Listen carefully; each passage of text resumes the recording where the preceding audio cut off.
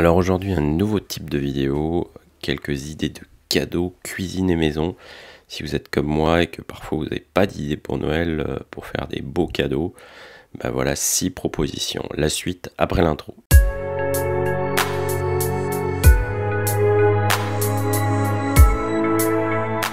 Salut, c'est Jean-Loup, bienvenue pour une nouvelle vidéo. Aujourd'hui, une vidéo un peu différente avec des idées de cadeaux de cuisine et maison. Donc j'ai regroupé quelques objets intéressants à offrir ou à posséder soi-même, que j'utilise moi-même et que je trouve très pratiques. Alors pour commencer, quand vous faites un peu de cuisine sans gluten, vous allez voir que si vous avez envie de manger sans gluten et sans glucides, faire du pain, faire de la pâtisserie, un robot pâtissier ça peut être utile. Et dans ce cas-là, c'est bien d'investir dans du matos un peu plus correct. Et là, moi j'ai le robot pâtissier Kenwood Kamix. C'est moins cher qu'un KitchenAid, ça permet justement de faire de la pâtisserie, du pain sans gluten. C'est de qualité parce que vous avez quasiment tout qui est en métal, donc tous les accessoires, le pétrin, la feuille, tout est en métal, donc il va pas y avoir de casse, donc c'est du costaud et du durable. Et donc du coup un investissement pour le long terme, mais très bel investissement qui vaut la peine. En cuisine, vous avez aussi toujours besoin de couteaux, alors ça c'est aussi un beau cadeau à faire. Là, j'ai choisi des couteaux que j'ai quasiment toute la gamme, c'est donc des couteaux de marque suédoise, Fiskars. Et ils ont un manche en plastique, mais ils sont très faciles à manier et surtout ils sont moins chers que c'est des couteaux pour la vie de tous les jours. Pour moi, ce qui est très intéressant, c'est que ça marche pour gaucher et droitier. Alors moi, je suis gaucher, j'ai toujours eu énormément de soucis avec les ciseaux, les couteaux. Et ces couteaux-là sont ambidextres, donc que vous utilisiez de la main gauche ou de la main droite, aucun problème. Ils passent au lave-vaisselle, mais moi je vous déconseille de mettre de façon générale les couteaux au lave-vaisselle, surtout des couteaux que vous utilisez régulièrement, des couteaux de chef, des couteaux santoku, des couteaux corrects. Ceux-là passent au lave-vaisselle si vous voulez absolument le faire, vous pouvez le faire, mais il faut toujours savoir que les lave-vaisselle abîment les couteaux et vos couteaux tiendront moins bien dans le temps si vous voulez passer au lave-vaisselle. Autre idée de cadeau, c'est les casseroles Ingenio. Donc c'est une gamme de casseroles chez Tefal où la poignée est amovible, qui existe depuis très longtemps, mais extrêmement très pratique quand on a des cuisines où on n'a pas beaucoup de place. Et moi, ce que j'aime bien aussi, à côté du gain de place, c'est effectivement du matériel français. C'est facile à nettoyer, parce qu'effectivement, on peut enlever la poignée, donc ça se nettoie très rapidement. Vous avez soit des versions en inox, soit avec un intérieur antidérapant, et vous avez toute une gamme d'accessoires, des couvercles qui peuvent être posés sur le bord de la casserole sans être obligé de défaire. Vous pouvez remettre en fait le contenu de la casserole sans enlever totalement le couvercle, vous n'êtes pas obligé de le poser à côté. Et moi j'utilise ça même, certaines poêles, j'utilise comme moule à gâteau, parce que ça passe totalement au four. Et ça c'est extrêmement pratique aussi, c'est pour ça que moi je conseille aussi ce type de casserole. Si vous commencez à faire sérieusement de la pâtisserie ou si vous avez besoin de compter les calories, un beau cadeau aussi, c'est une balance. Donc là aussi une balance française de chez Terraillon.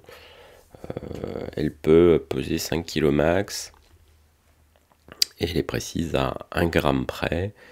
Il y a une fonction tare, c'est-à-dire que vous pouvez mettre n'importe quoi dessus, mettre à 0 le poids par rapport à ce que vous avez posé dessus et remplir. C'est-à-dire que vous mettez un récipient, vous mettez la tare à 0 et ensuite vous ajoutez les ingrédients, par exemple dans un cul de poule pour faire de la pâtisserie. Ce qui est intéressant, que la tare peut être aussi négative, c'est-à-dire que vous pouvez mettre un récipient ou un paquet et prélever ensuite la quantité que vous voulez pour savoir du paquet directement, et vous aurez en fait en négatif le nombre de grammes ou de kilos que vous avez prélevé. Donc ça c'est très pratique aussi, Et moi j'ai cette balance depuis des années, aucun souci avec. Et puis la surface est plate, donc à part les boutons, ça se nettoie très facilement au chiffon aussi.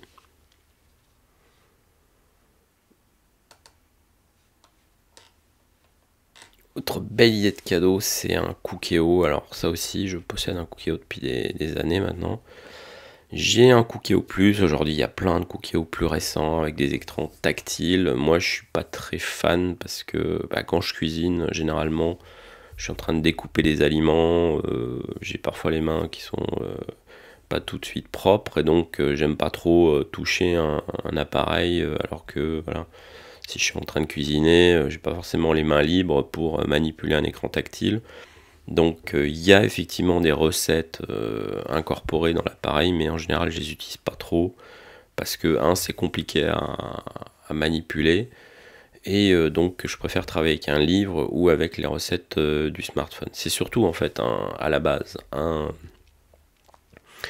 autocuiseur mais électronique, donc ça vous enlève aussi un peu toute la complication de l'utilisation d'un appareil sous pression. C'est idéal pour le batch cooking, ça vous permet donc de gagner du temps, de préparer plein de plats à l'avance et des grosses quantités. Et donc quand vous essayez de manger correctement, que vous pouvez préparer tout à l'avance, c'est idéal. Moi, quelques exemples que je fais avec le Cookéo, c'est des recettes,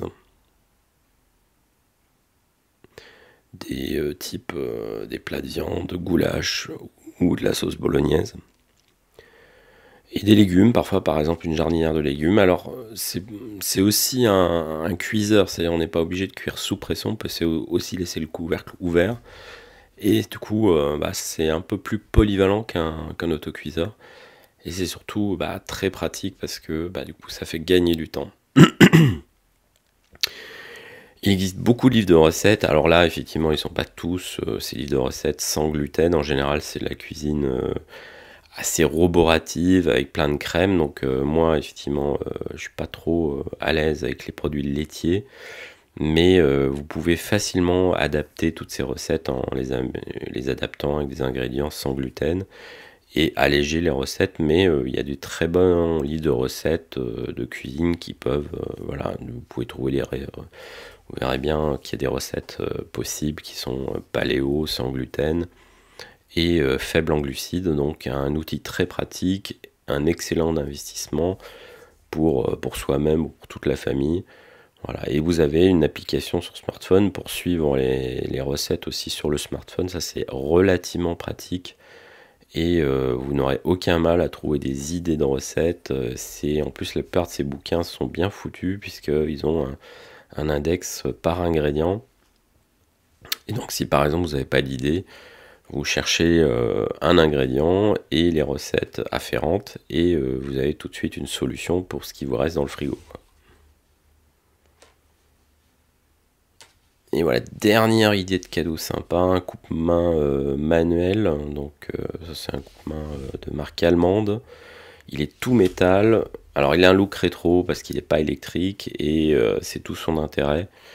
Parce que du coup vous pouvez le déplacer facilement dans la cuisine, voire même le déplacer sur la table à manger. Vous pouvez facilement récupérer ce que vous découpez parce qu'on peut glisser une assiette ou un plateau en dessous. Et comme je disais, pas de fil, cette trancheuse est entièrement automatique, enfin automatique avec la force du bras. Et donc voilà, c'est toute la complication de trouver un fil. Si vous avez une cuisine où vous n'avez pas beaucoup de place, ça prendra moins de place qu'une trancheuse à pain électrique. Et donc là, l'intérêt effectivement, c'est de couper votre pain sans gluten.